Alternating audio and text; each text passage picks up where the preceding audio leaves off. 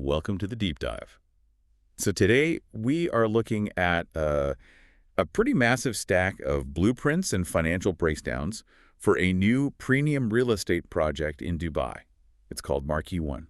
Yeah, and there is a lot to unpack here, honestly. It really is. I mean, our mission today is basically to figure out if their, highly unusual financial structure is just a marketing gimmick or if it's an actual game changer for investors. Right, because usually off-plan real estate is a waiting game. Exactly. Like for anyone who hasn't dabbled in this, when you buy off-plan, meaning the property isn't built yet, you are essentially buying a floor plan and a promise. That's a good way to put it. You put your money down and you just watch a patch of dirt slowly turn into a concrete frame over, a couple years. And your capital is just kind of dead in the water during that time.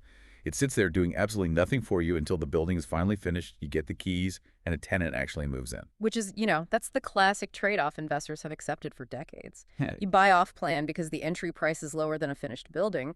Right, you get in early. Exactly. You hope the asset appreciates during construction, but the massive sacrifice is that complete lack of immediate cash flow. You trade present-day liquidity for future potential. But looking through these developer documents from Marquis One, they are claiming you basically don't have to wait. Yeah, it's really interesting. They have this financial engine where this unbuilt property starts paying you an actual yield years before the physical building even exists. It definitely turns the standard model on its head. It does. So we're going to strip away the glossy brochure language today for you. We're taking a purely analytical look at the mechanics of this investment. Because a brilliant financial structure built on top of an undesirable property is still a terrible investment. 100%. You cannot decouple the numbers from the concrete. Yeah. And the concrete, in this case, is located in the district called Arjan. Right. So let's start right there. For those of you listening who aren't currently navigating Dubai traffic on a daily basis, give us the macro perspective. Where is Arjan and why does this specific pocket of the city matter? So to understand Arjan, you have to understand how Dubai grows. It's not a concentric circle that just slowly expands outward like a lot of older cities. Like London or Paris. Right. Yeah. Exactly. Dubai is a linear city that develops in these very strategic, master-planned pockets. And Arjan is fascinating right now because it's actively transitioning from that emerging neighborhood phase into a highly connected, mature residential hub. Okay, so where does it sit on the map? It sits in a very strategic corridor. It's right near the Dubai Miracle Garden, which is this massive floral landmark. Which, I mean, that's great for a weekend stroll, but tourists looking at flowers don't necessarily drive long-term residential yields. What is the infrastructure play here? The infrastructure play is pure connectivity. Arjan has immediate access to the major arterial highways, so it places you within a very easy commute to the Expo 2020 site, to Dubai Marina, and even the Al Maktoum International Airport down at Dubai World Central. So you can actually get around easily. Yes. But crucially, it's also surrounded by established community parks, schools, and local retail. It's designed to be a self-sustaining residential node, not just some tourist trap. Right. You're a short drive from major business hubs like downtown Dubai, but you're completely insulated from that absolute center city gridlock. Exactly. That's the appeal for residents. Okay, so the geographic canvas makes sense. Now let's zoom in on the actual footprint of Marquis One. The target completion date is December 2028, and we are looking at a pretty substantial physical structure here. Yeah, it's not a small boutique build. No. The data shows 4 podium levels and then 22 residential floors on top of that, housing exactly 489 residences. And we should honestly stop on those 4 podium levels for a second. Oh, really? Why? Because that's a detail that often flies right over an investor's head. When you read 4 podium levels, you just think, okay, a concrete base. But what a massive podium actually represents in Dubai is dedicated parking and logistical flow. Oh, of course. Parking? Parking scarcity is one of the biggest silent killers of tenant satisfaction and property value in densely populated areas. By elevating the residential floors and dedicating 4 entire levels to the podium, the developer is solving for daily livability before you even walk into the lobby. That makes a lot of sense. Yep. You really don't want your premium tenant fighting for street parking at 7 p.m. every night. Exactly. They won't renew their lease if they have to do that. Good point. And speaking of the tenants, the unit mix in those 489 residences really tells a story about who they expect to live here. It definitely does. I mean, we see the standard studios, the 1-bedrooms and the 2-bedrooms. They go all the way up to duplex sky villas. And some of the premium units even have private plunge pools out on the balconies. Which is quite the architectural flex for the building. It is. But the floor plan that really caught my eye in the specs is the 1.5 bedroom layout. I mean, what exactly is a half bedroom? Are we just talking about a glorified closet here? Not at all. The 1.5 bedroom is arguably the most strategic floor plan in the modern rental market right now. That half refers to a dedicated, architecturally separated study or home office space. For the work from home crowd. Precisely. We are seeing a massive shift in tenant demographics toward high-earning, location-independent professionals. These are people who work remotely 2 or 3 days a week, and they absolutely need a dedicated, quiet space for video calls. But they don't want to pay the massive premium of a full second bedroom that they only use for a desk and a ring light. Right, exactly. The 1.5 bedroom hits the absolute sweet spot. It captures the executive remote worker who will gladly pay slightly more than a standard one bedroom, which maximizes the investor's rental yield. But without pricing the unit completely out of the market. Exactly. And with starting prices sitting at a relatively accessible 725,000 UAE dirhams, the barrier to entry for this kind of strategic layout is quite appealing. That is accessible. And there's another major detail in the specs that dramatically impacts that barrier to entry, specifically on the operational side. The furnishing. Yes. The entire project, every single unit, is sold fully furnished. Which is a fundamental shift in how an investor needs to view the asset. Yeah, I look at it as the difference between buying parts and buying a product. Like, if a typical unfurnished apartment is like buying the hardware, you still have to go out and buy the operating system, install the software, get it running. Marquis One is selling the hardware with everything pre-installed. It's completely plug and play. Exactly. The day the keys are handed over in December 2028, that unit is ready to go on the rental market. And we really need to quantify the value of that plug-and-play aspect for you, because it goes way beyond just getting a free sofa. Oh, for sure. Furnishing an apartment in Dubai from scratch, especially if you are an overseas investor, is a logistical nightmare. You have to hire an interior designer or try to navigate multiple furniture stores yourself from abroad. And deal with the shipping delays, the contractors, the installation fees. Yes, and most importantly, that process takes time. If it takes you 2 months to furnish the apartment after handover, that is 2 months of zero rental income. That's a massive hidden cost that people don't model for. Exactly. By delivering it turnkey, the developer is entirely removing that operational friction. Okay, so we have a fully furnished plug-and-play asset in a highly connected, emerging neighborhood. That is a solid baseline. But let's look at the actual living experience. Right, the lifestyle factor. Yeah, because if you want to attract that high-tier remote worker we just talked about, and more importantly, keep them there year after year to minimize your vacancy rate, the building itself needs to be a destination. So let's look at the premium lifestyle hardware they are putting into Marquis One. This is a concept we often call engineering desirability. In a highly competitive rental market, tenants are increasingly sophisticated. They aren't just renting 4 walls, a bed, and a decent view anymore. What are they renting? They are renting an entire lifestyle ecosystem. The architecture has to reflect that immediately. And the blueprints show they are definitely swinging for that premium tier right at the entrance. The reception lobby features a massive 6-meter double-height ceiling. It creates a lot of impact when you walk in. Definitely. And inside the units, you're looking at soaring 3.8-meter ceilings, which adds this incredible volume to the space, paired with sweeping floor-to-ceiling windows. Right. And the developer notes these windows are specifically oriented to frame 4 distinct perspectives: the Miracle Garden, the broader community skyline, the internal amenities, and the local park views. The architectural volume is important, but what I find more critical as an analyst are the logistical solutions. Like what?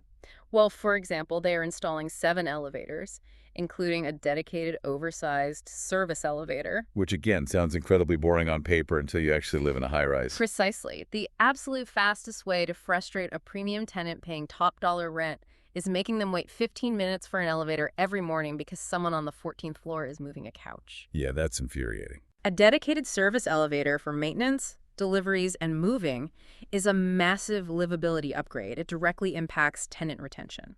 But I'd say the real retention tool, the core of the lifestyle pitch here, is the amenity ecosystem. They brand it almost like a private club membership for residents. It's a very aggressive amenity strategy. It really is. I was going through the master plan, and the sheer volume of facilities is staggering. It is not just a treadmill shoved in a basement. When you look at the breakdown, what jumps out to you as the defining features? Well, what stood out to you first? I mean, I'm going to bypass the standard luxury stuff like the beach-style pool and the pool bar. Those are great. The one that immediately caught my attention is the Wellness Club. Ah, yes. It's a 3,000 square foot facility, and right in the center of the specs, alongside the sauna, the steam room, the jacuzzi, and the hammam, there is an ice bath. Yes. An actual dedicated ice bath in a residential apartment building. That is highly specific. It is highly specific, and it is entirely intentional. Why build an ice bath? Because they are directly targeting the modern, health-optimized executive. The podcaster crowd. Exactly. The kind of person who listens to biohacking podcasts and values recovery as much as their workout. They also offer an option for a private gym, a jogging track, and a dedicated water zone. And then they pair that physical wellness with professional utility. Because right alongside the library and the common BBQ terraces, they have a dedicated business lounge and meeting room designed specifically for executive remote work. Which ties right back into the 1.5 bedroom concept. Exactly. So break down the underlying mechanism here. Why does an investor who might be sitting thousands of miles away just looking at a spreadsheet care about an ice bath and a business lounge? They should care deeply because these amenities act as an economic moat around their rental income. High-tier amenities are the ultimate retention tools. How so? Think about the daily friction of a tenant's life.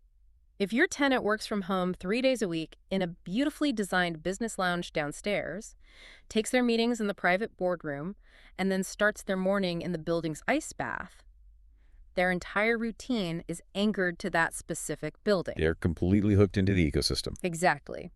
If their lease is up for renewal and another building down the street is offering rent for 5% less, but it doesn't have the co-working space or the wellness center, the friction of moving becomes incredibly high.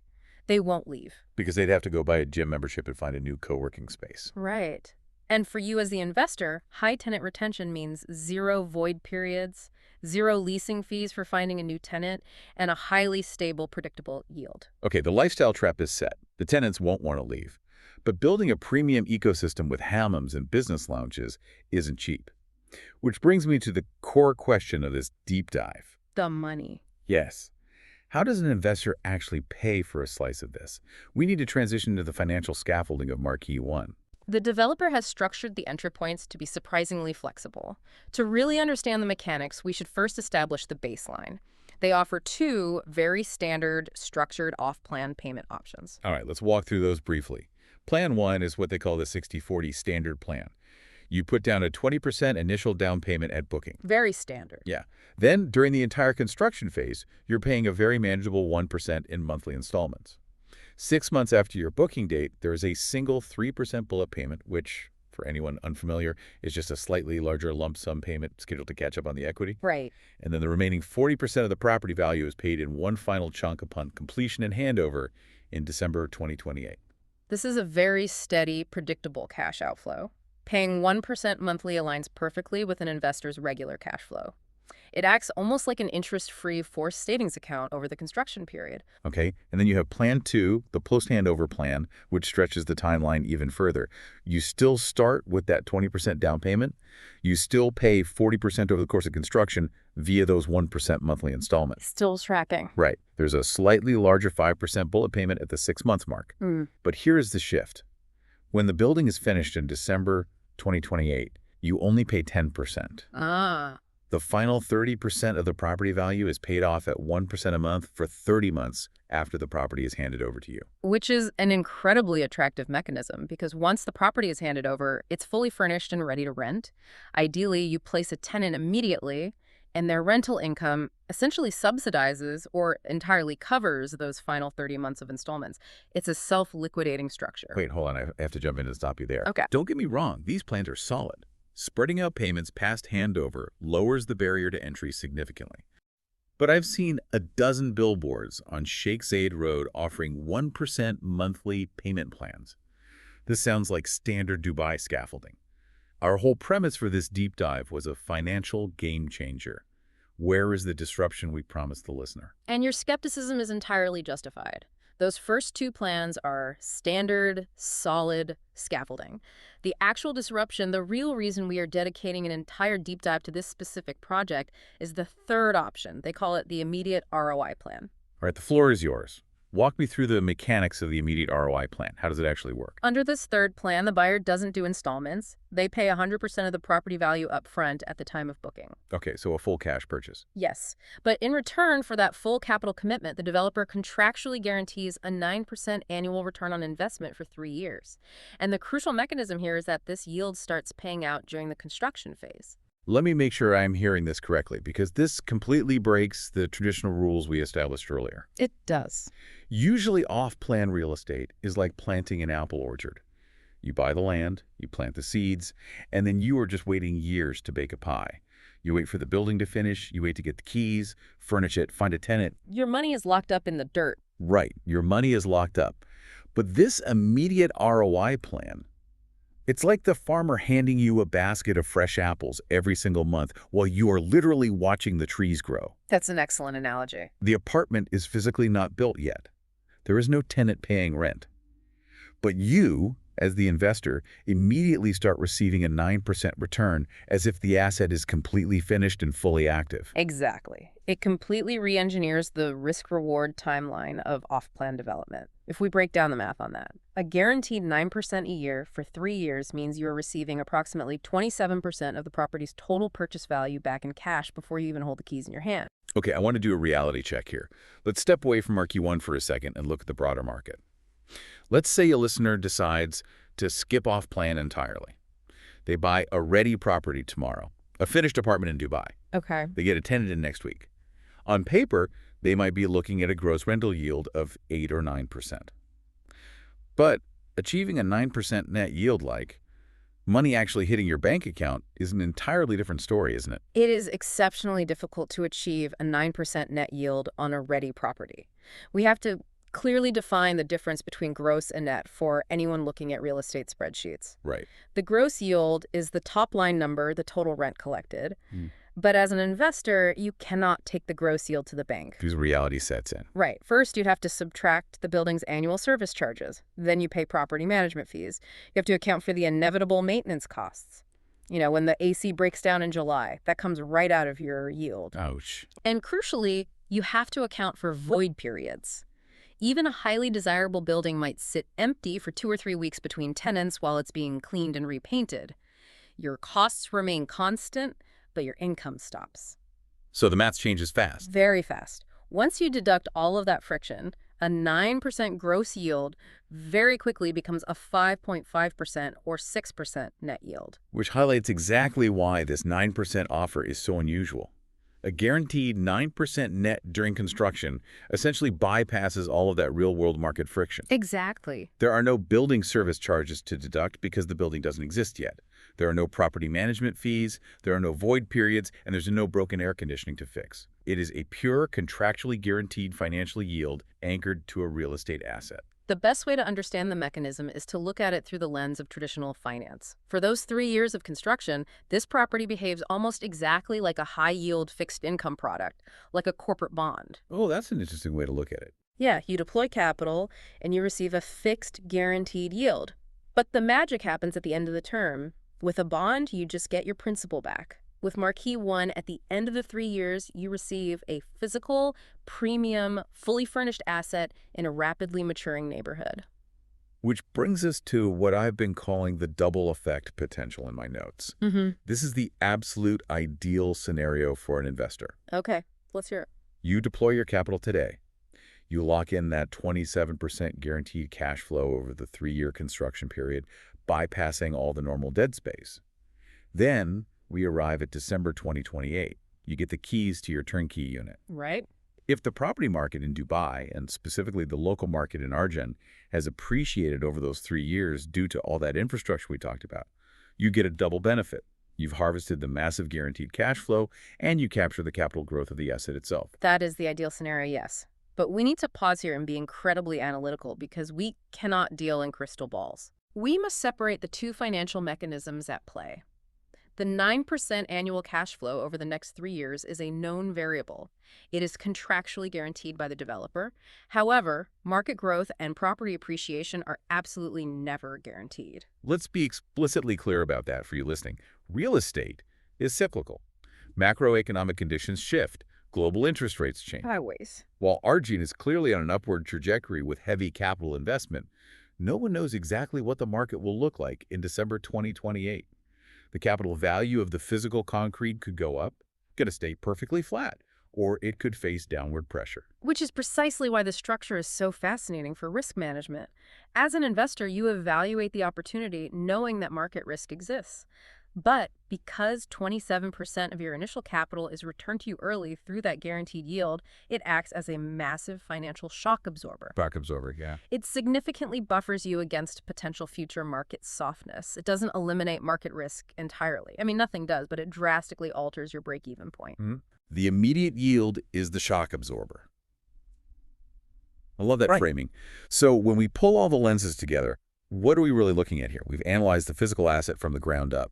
Marquis One is dropping 489 highly targeted, fully furnished units into a strategic hub in Arjan. It's heavily engineered for tenant retention. They're utilizing that one exclusive membership concept, the ice baths, the dedicated business lounges, the premium gym to create a sticky lifestyle ecosystem that justifies a premium rental rate and minimizes void periods once the building is actually operational. And for the traditional investor, they offer highly accessible entry points with the 60/40 and post-handover payment plans. But the true standout feature, the core reason we tore through this source material today, is how they are treating off-plan real estate like an immediate yield-generating financial instrument. Yep, the 9%. Offering a 9% guaranteed friction-free ROI while the concrete is still being poured fundamentally shatters the math of the traditional waiting game. It solves the biggest pain point in the industry. It literally pays the investor for their patience. Which leaves us with a much broader, almost philosophical question to mull over as we wrap up. We've seen how Marquis One has engineered this specific project to bypass the traditional dead zone of construction capital. But if this model proves wildly successful, if we start seeing more developers forced to offer guaranteed yields while a project is still just a blueprint on a desk, how will that permanently alter the way we calculate the true value of off-plan real estate across the globe? Will the concept of waiting for the keys to see a return eventually become an outdated relic of the past? If the market demands it, it could redefine the entire asset class. The standard of what an investor accepts as normal will permanently shift. It's definitely something to think about the next time you walk past a construction site and see a patch of dirt. Mm-hmm. The rules of the game might be changing beneath our feet. That is all for this deep dive into Marquis One. Keep questioning the structures, look past the glossy brochures, and we'll see you next time.